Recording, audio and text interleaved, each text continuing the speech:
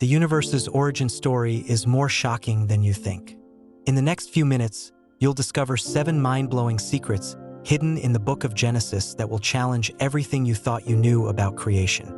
Stay tuned until the end for a powerful prayer that will transform your understanding of your place in God's grand design. Ready to uncover the truth that's been right under your nose all along? When we hear the phrase "in the beginning," most of us think we know exactly what it means. But hold on to your seats, because the original Hebrew text reveals a mind-bending reality. The word used here, Bereshit, doesn't just mean "in the beginning," as we commonly understand it. It's more accurately translated as "in beginning" or "at the start of." This subtle difference opens up a whole new perspective on creation. It suggests that God's creative act wasn't just a one-time event, but an ongoing process. Imagine the universe not as a finished product, but as a continuous unfolding of God's creative power. But that's not all. The text doesn't say "in the beginning," God created the heavens and the earth. It actually says, "In beginning, God created the heavens and the earth." This grammatical structure implies that time itself began with creation. Before this moment, time as we understand it didn't exist. Now let's dive deeper. The word created here is bara in Hebrew, a term used exclusively for God's creative activity. It implies creation out of nothing ex nihilo. This concept was revolutionary in ancient times when most creation myths involved gods shaping pre-existing matter. But here's where it gets really interesting. The phrase "the heavens and the earth" is a merism, a figure of speech where 2 contrasting parts are used to describe the whole. It's not just talking about the sky and the ground, but the entire universe in all its complexity. So, in this single verse, we have the birth of time, space, and matter all at once. It's a concept that aligns surprisingly well with modern Big Bang theory, proposed thousands of years before scientists came up with it. But there's more. The second verse talks about the earth being formless and void. The Hebrew words used here, tohu v'avohu, imply chaos and emptiness.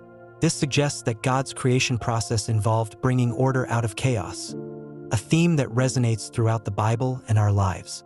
In essence, "in the beginning" is not just about a distant past event. It's about the very nature of reality, the relationship between God and creation, and the ongoing process of bringing order out of chaos. It's a profound statement about the nature of existence itself, one that continues to challenge and inspire us today.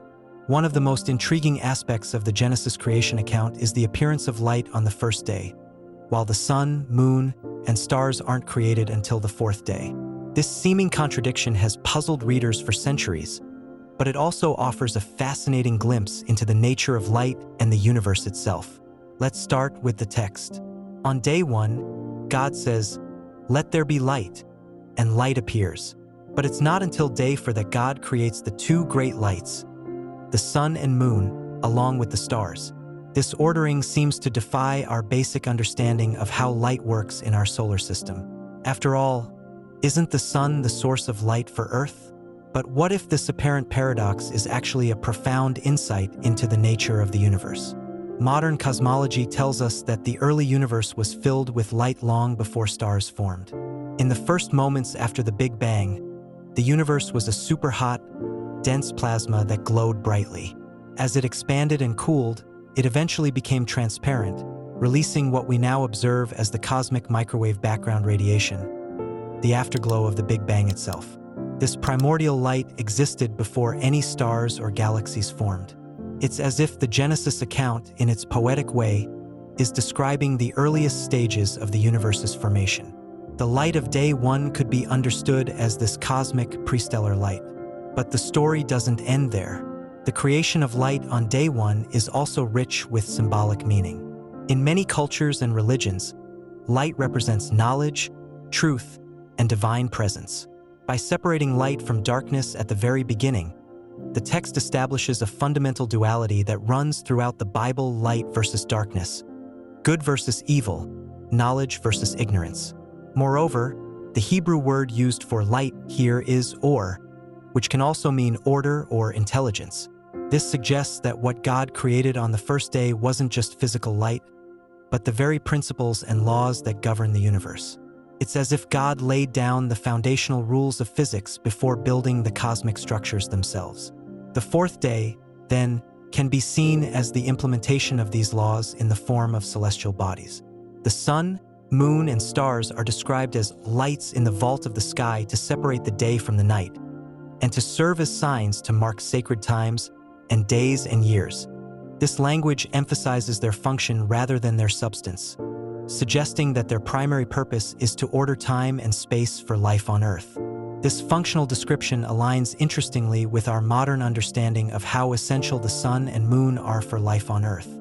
The sun provides not just light, but the energy that drives almost all of Earth's ecosystems. The moon's gravitational pull creates the tides, which have played a crucial role in the evolution of life on our planet. Furthermore, the ability of humans to mark time and navigate by the stars has been fundamental to the development of civilization. From ancient agricultural calendars to modern GPS systems, our lives are profoundly influenced by these celestial lights.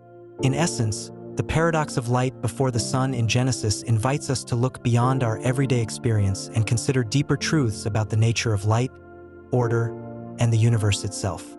It challenges us to expand our understanding of light beyond just visible electromagnetic radiation to encompass the fundamental principles that govern reality.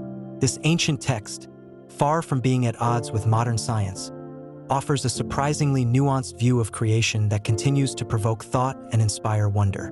Whether understood literally or metaphorically, the account of light before the sun reminds us that there's always more to discover about the magnificent universe we inhabit. The story of Cain and Abel, found in Genesis 4, is a tale of rivalry, jealousy, and the first murder in human history. As the first children of Adam and Eve, these brothers represent the extension of humanity beyond Eden and the introduction of conflict into the human narrative. Cain, the firstborn, became a farmer, while Abel, the younger brother, was a shepherd. Both brought offerings to God. Cain offered fruits of the soil, and Abel brought fat portions from some of the firstborn of his flock. The text tells us that God looked with favor on Abel and his offering, but not on Cain's. This divine preference sparked a chain of events that would lead to tragedy. The reason for God's preference isn't explicitly stated, leading to centuries of speculation. Some interpret it as God favoring animal sacrifice over plant offerings. Others suggest that Abel's offering was given with a more sincere heart. The text hints at this, saying, "By faith Abel brought God a better offering than Cain did." Hebrews 11 verse 4. Cain's reaction to God's rejection reveals the darker side of human nature. He becomes angry and dejected. God, in a moment of grace, warns Cain about the danger of his feelings. "If you do what is right, will you not be accepted? But if you do not do what is right, sin is crouching at your door. It desires to have you, but you must rule over it." Genesis 4 verse 7. This warning goes unheeded. Cain invites Abel to the field and murders him, committing the first homicide in biblical history. When God asks Cain about Abel's whereabouts, Cain utters the famous line, "Am I my brother's keeper?" A question that resonates through history as a challenge to our responsibility towards one another. God's punishment of Cain is severe but merciful. Cain is cursed from the ground, doomed to be a restless wanderer. Yet when Cain expresses fear of being killed, God places a mark on him to protect him. This paradoxical act of protection for a murderer showcases the complexity of divine justice and mercy.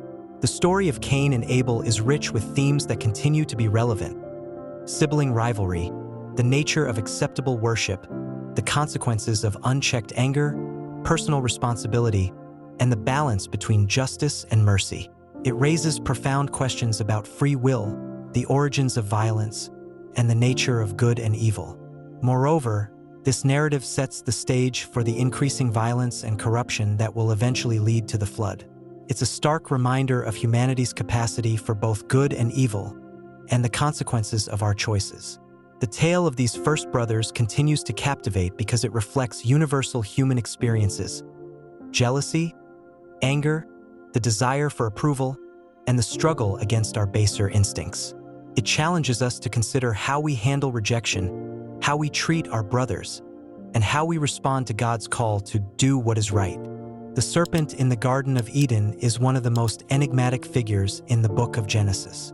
Often vilified as the embodiment of evil, this creature's true identity and nature have been subjects of debate for centuries. Let's unravel the mystery surrounding this controversial character. In Genesis 3 verse 1, we're introduced to the serpent. Now the serpent was more crafty than any of the wild animals the Lord God had made. This simple introduction raises immediate questions. If God made all the animals, including this serpent, why would one of his creations act against his will? And why a serpent? The Hebrew word used here for serpent is nachash, which can mean snake, but also carries connotations of shining, bronze, and even divination. This multifaceted meaning has led some scholars to suggest that the serpent wasn't a literal snake, but a shining, perhaps even divine or semi-divine being. This interpretation gains traction when we consider the serpent's abilities. Can speak, reason, and even debate theological matters.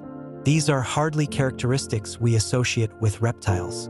Furthermore, in many ancient Near Eastern cultures, serpents were symbols of wisdom, renewal, and even immortality, thanks to their ability to shed their skin. But if the serpent isn't just a talking snake, what is it? Some traditions identify the serpent with Satan, the adversary of God. However, it's crucial to note that the text of Genesis never makes this connection explicitly. The idea of the serpent as Satan is a later interpretation, one that gained popularity in intertestamental literature and the New Testament. Others have suggested that the serpent might represent an internal voice of temptation, the human capacity for rationalization and self-deception. In this view, the serpent isn't an external entity at all, but a metaphor for the human psyche's ability to justify breaking rules and boundaries. Another intriguing theory posits that the serpent was a member of the Divine Council, a group of lesser divine beings often mentioned in ancient Near Eastern texts and alluded to in parts of the Old Testament. This would explain the serpent's knowledge and abilities, as well as its apparent desire to disrupt God's plans. The serpent's actions in the story are worth examining closely. It doesn't force Eve to eat the fruit. Instead, it asks questions and makes suggestions. Did God really say? It asks, introducing doubt. Then it contradicts God's warning about death, instead promising godlike knowledge. This method of temptation through questioning and promising hidden knowledge is sophisticated and psychologically astute. After the fall, God curses the serpent, saying it will crawl on its belly and be at enmity with humans. This has led some to speculate that the serpent originally had legs, linking it to ancient myths about dragon-like creatures or even dinosaurs. However, this interpretation isn't necessary. The curse could be understood as a symbolic demotion of the serpent's status. Interestingly, serpent imagery isn't always negative in the Bible. In Numbers 21, Moses makes a bronze serpent that heals the Israelites when they look at it. In the Gospel of John, Jesus compares himself to this lifted-up serpent. This dual nature of the serpent symbol, both deceiver and healer, adds another layer of complexity to its identity. From a broader perspective, the serpent in Eden serves as a catalyst for the human journey of free will and moral choice. Without the serpent's temptation, humans might have remained in a state of innocent obedience, never grappling with complex ethical decisions or growing in wisdom through experience. In many ways, the serpent's identity crisis reflects our own struggles with understanding good and evil, temptation and resistance, wisdom and folly. Its ambiguous nature forces us to confront difficult questions about the origins of evil, the nature of free will, and the complex relationship between God and his creation. Whether seen as a literal creature, a metaphorical representation of temptation, or something in between, the serpent in Genesis continues to slither through our collective imagination, challenging us to deeper reflection on the nature of good and evil, choice and consequence. Its true identity may remain a mystery, but its impact on human thought and spirituality is undeniable. When we think of Noah's Ark, many of us picture a quaint wooden boat, perhaps not much larger than a modern yacht. But the biblical dimensions of this vessel are truly staggering, revealing a ship of epic proportions that challenges our preconceptions. According to Genesis 6 verse 15, God instructed Noah to build an ark that was 300 cubits long, 50 cubits wide, and 30 cubits high. Now, a cubit was an ancient measurement based on the length of a forearm, typically ranging from 18 to 22 inches. Using the conservative estimate of 18 inches per cubit, the ark would have been approximately 450 feet long, 75 feet wide, and 45 feet high. To put this in perspective, that's longer than a football field and as tall as a four-story building. The ark's volume would have been a mind-boggling 1.5 million cubic feet. To visualize this, imagine 569 standard semi-truck trailers, or about 25 train boxcars. This colossal vessel would have had a displacement of about 22,000 tons, giving it a greater capacity than 70 present-day railway stock cars. The ark's design was essentially that of a giant floating box, perfect for stability in turbulent waters. Its length-to-width ratio of 6:1 is recognized by modern naval architects as ideal for stability in rough seas. Interestingly, this ratio wasn't used again in shipbuilding until the late 19th century. But could such a massive wooden ship actually float? Modern shipbuilders have confirmed that these dimensions are indeed seaworthy. In fact, wooden ships of similar size were built as recently as the 19th century, such as the six-masted schooner Wyoming, which was 450 feet long. The interior space of the ark, divided into 3 decks, would have provided ample room for thousands of animal species, along with food and fresh water for a year-long voyage. Some scholars estimate that less than half of the ark's capacity would have been needed to house representatives of every animal family known today, leaving plenty of space for food, supplies, and Noah's family. This enormous size becomes even more impressive when we consider the limited tools and technology available in Noah's time. Building such a vessel would have been a monumental undertaking, requiring advanced planning, engineering skills, and a tremendous amount of labor. The sheer scale of Noah's Ark, as described in the Bible, challenges us to reconsider our often diminutive view of this ancient story. Far from a simple fairy tale boat, the Ark emerges as a feat of ancient engineering, a vessel of truly biblical proportions designed to preserve life through the most cataclysmic event in Earth's history.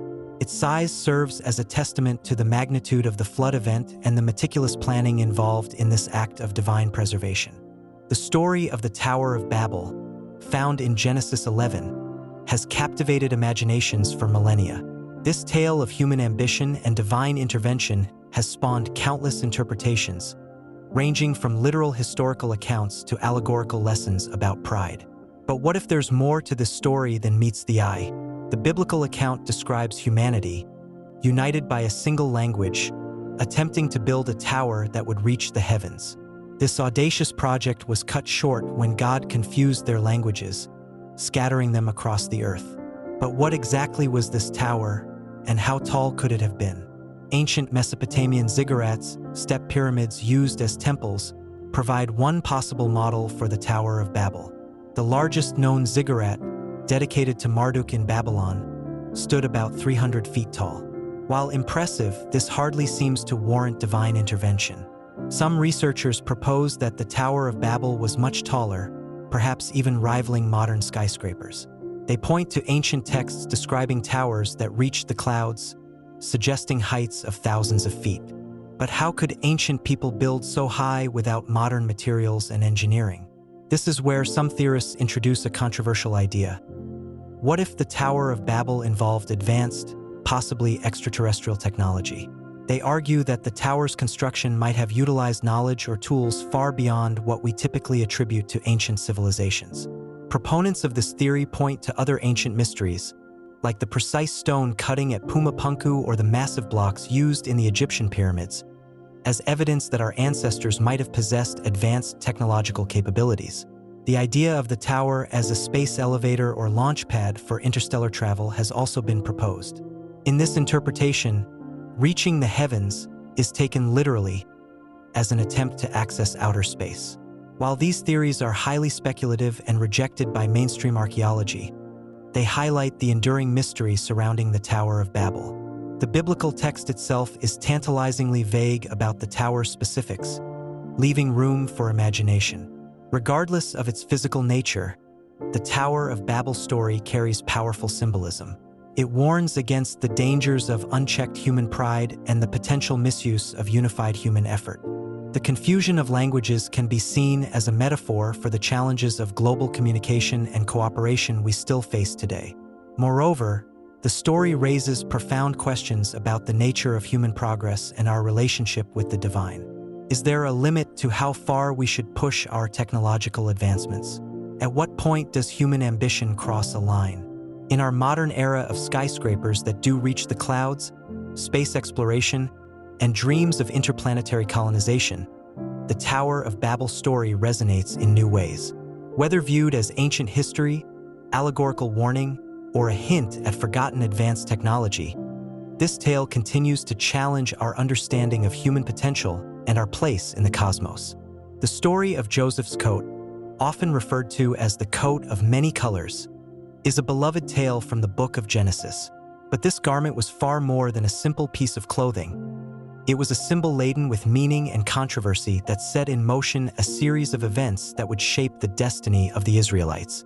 In Genesis 37 verse 3, we read that Jacob made for Joseph a coat of many colors.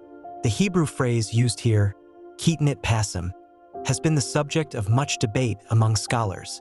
While traditionally translated as coat of many colors, some argue that it more accurately means a long robe with sleeves or an ornamented tunic. Regardless of its exact appearance, this coat was clearly special. In ancient Near Eastern culture, clothing was a powerful symbol of status and authority. By giving Joseph this unique garment, Jacob was essentially declaring him as his favored son and potential heir, despite Joseph being the 11th of 12 brothers. This favoritism wasn't just a family squabble. It had serious implications. In a society where the firstborn son typically inherited the lion's share of the family's wealth and authority, Jacob's decision to elevate Joseph was radical and disruptive. The coat also carries deeper symbolic meaning. Some scholars see it as a representation of royalty, drawing parallels to the royal robes worn by ancient Near Eastern kings. This interpretation foreshadows Joseph's future rise to power in Egypt. Others view the coat as a priestly garment. The only other time the term kitnit pasim appears in the Bible is in reference to the clothing worn by royal virgins, suggesting a connection to purity and sacred status. The coat's multicolored or ornate nature could also symbolize the multifaceted dream interpretations Joseph would later provide, or the diverse nations he would eventually rule over in Egypt. Interestingly, Joseph's coat bears some resemblance to other significant garments in the Bible.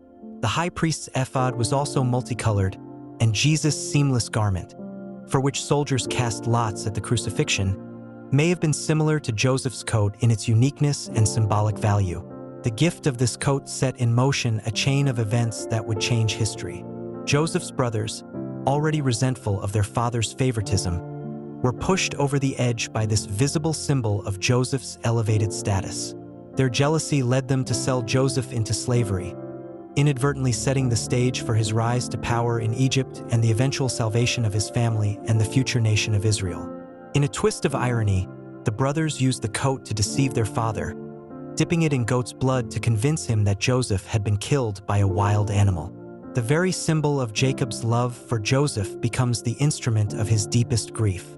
Joseph's coat serves as a powerful reminder of the complex dynamics of family relationships, the dangers of favoritism, and the often unexpected ways in which God works through human actions, even misguided ones, to fulfill his purposes.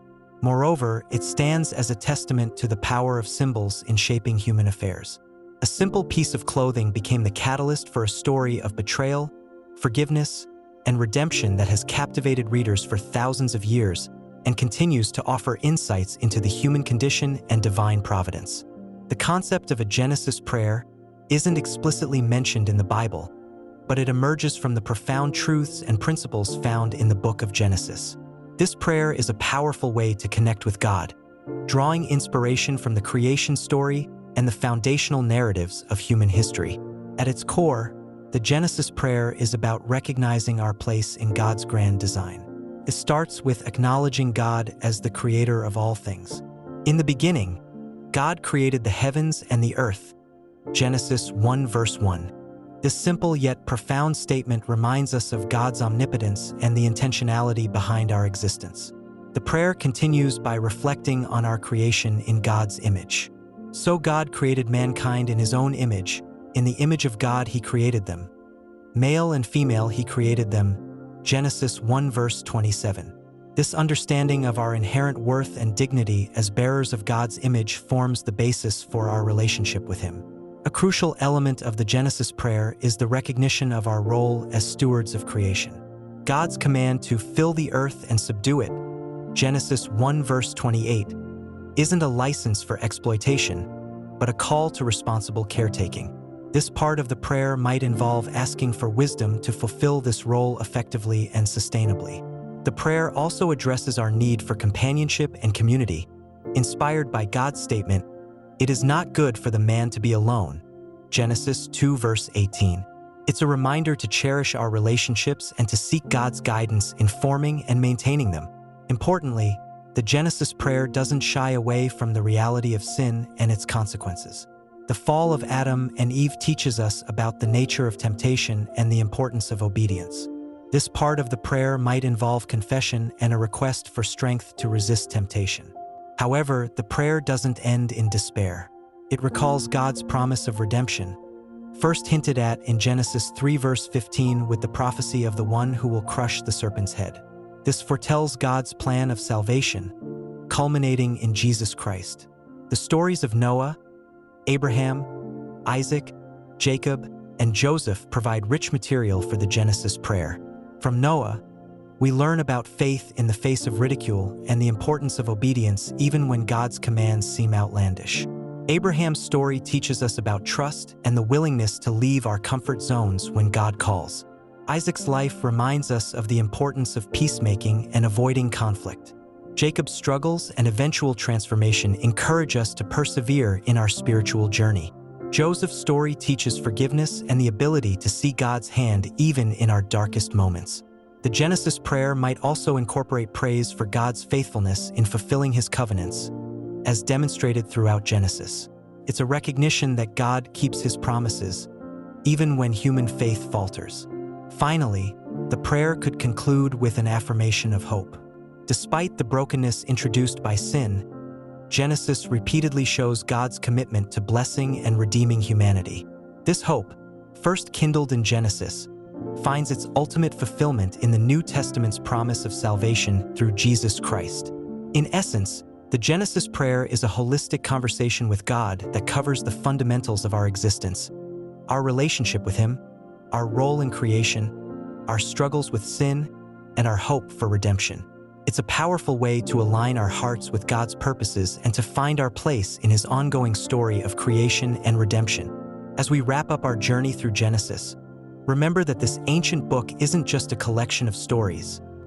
It's a mirror reflecting our own struggles, triumphs, and the eternal quest for meaning. From the cosmic drama of creation to the personal dramas of Abraham, Isaac, Jacob, and Joseph, Genesis reminds us that our lives are part of a greater narrative. So, what's your role in this ongoing story? How will you navigate the challenges and opportunities that come your way? Like the characters we've explored, you too have the power to shape history, even if it's in ways you can't yet imagine. If you've enjoyed this deep dive into Genesis, don't keep it to yourself. Smash that like button, subscribe to the channel, and hit the notification bell to stay updated on more mind-blowing biblical insights. And hey, why not continue your journey of discovery? Check out one of the videos popping up above. Your next aha moment could be just a click away. Before we part, let's take a moment to connect with the author of it all.